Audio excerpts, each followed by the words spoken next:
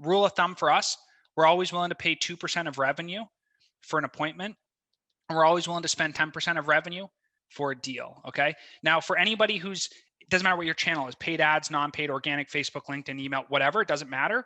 You need to be working on this principle, right? If you want to spend more than this, that's cool. I get it. That doesn't matter. Like that's fine.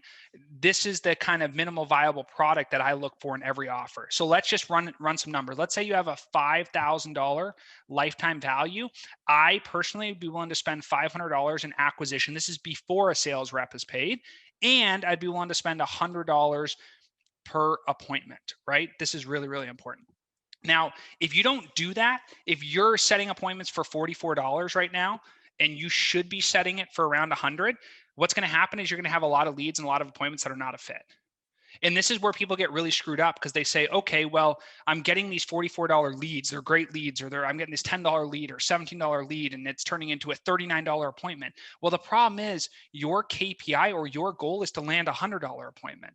Too much is bad, but also too little is bad too, because the person who's a $44 appointment is probably not as qualified as the $100 appointment. That's why in the ad world, which again, I'm not an ads guy, but when you run these long form applications, it's going to cost more to get somebody to fill out more details and give you more information. Same thing with organic.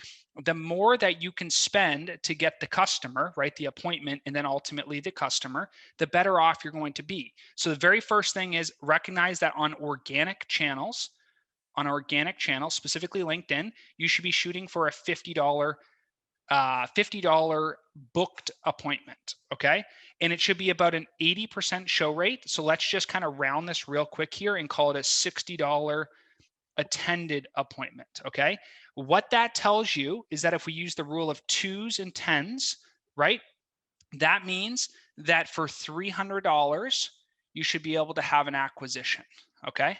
Think about that. If my appointment cost that I'm shooting for, or that's realistic on the platform, is $60, and that's 2% right here.